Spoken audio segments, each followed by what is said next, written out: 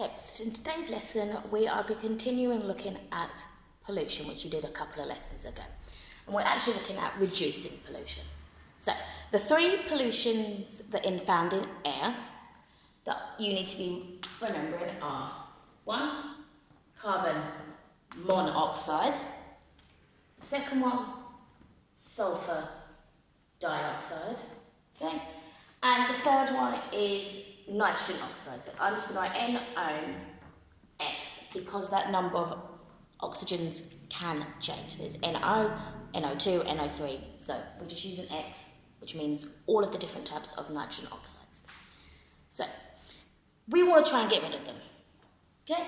Carbon monoxide we get rid of by making sure that we do complete combustion, which can be a little bit difficult sometimes in car engines, so it's very hard to reduce carbon monoxide.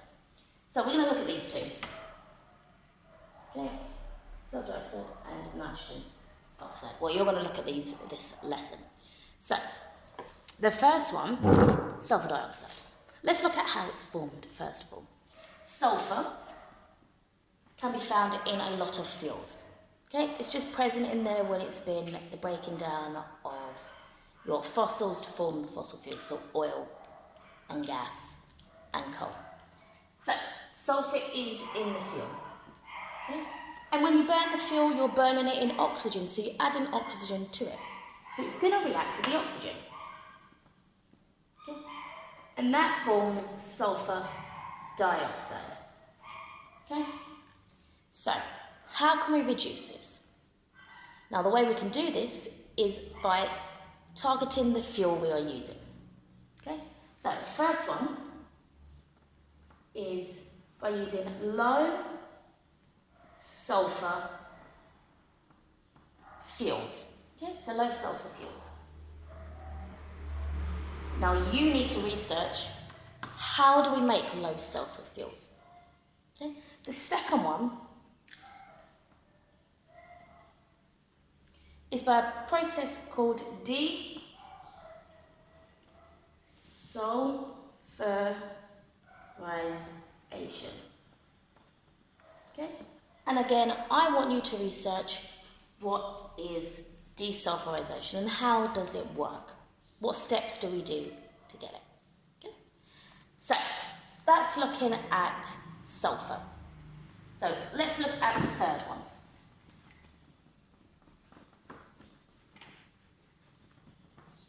Okay. Nitrogen oxides. So again, nitrogen oxides form specifically, mostly, in car engines. Okay, so we need to tackle that. Now, the nitrogen isn't always found in the fuel, so we can't remove it from the fuel. It's generally in the air that's around us. Remember, air is taken in and the oxygen is what reacts, but some of the nitrogen will also react because it's a very, very hot engine. So it's going to want to react. So, we can't remove it. So that process will always happen. Nitrogen oxides will always be formed in a car. So we need to try and remove it before it's released into the air. And we do that by the use of a catalytic converter. So what it does is it tries to react the nitrogen oxides we've got using a catalyst, okay?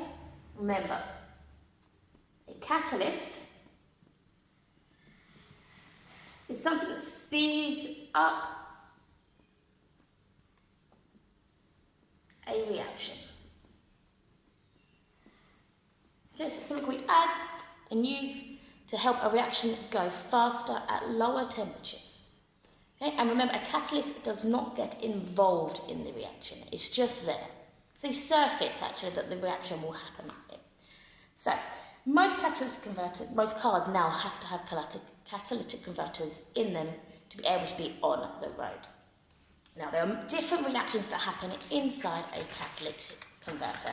I'm going to show you one that is balanced, and then you are going to have to try and do the others and balance them. So, the first reaction we're going to look at is the use of nitrogen oxide, just basic nitrogen oxide. So nitrogen oxide is NO, one oxygen, okay? And what happens is it is reacted with the carbon monoxide, CO, okay?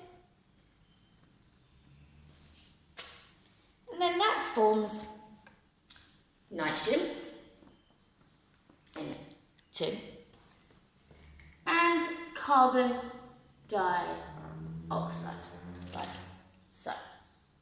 Now, as you can see, my equation is not balanced, and we need to balance it.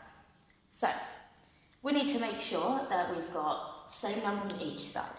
So I'm going to write, let's have a look at all the elements I've got on this side first of all. I have nitrogens, oxygens, and carbons. And I have one nitrogen, two oxygens, and one carbon on this side. Okay? Now let's have a look at this side. N. Carbons and oxygens. Actually, I'm going to swap those around so it's easier. Oxygens, carbons. So I have two nitrogens, one carbon and two oxygens. So, the one that's not balanced at the moment is nitrogen.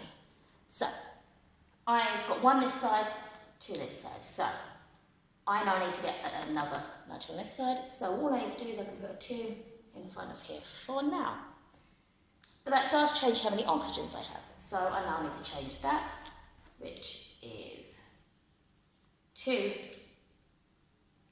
on this. Oh, that's the wrong one. I now have 1, 2, 3 oxygens and 2 carbons. So I need to change it this side. I now need to get more oxygens. And I've only got oxygen here, so all I can do is put a 2 here. Okay, so now I've got 4 oxygens and 2 carbons on this side. Okay, so the one that's not balanced is the oxygen again. Okay, and the carbon. So I can put 2 here. Now that gives me 2 carbons and 1, 2, 3, 4.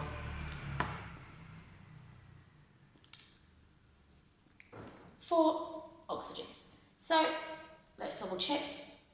I didn't change this one. 2, 4, 2, 2, 4, 2. Yeah. So my equation is now balanced. Okay. On the worksheet that you're going to be given, I'm going to provide you with some of the other equations. You need to balance them as one of your tasks.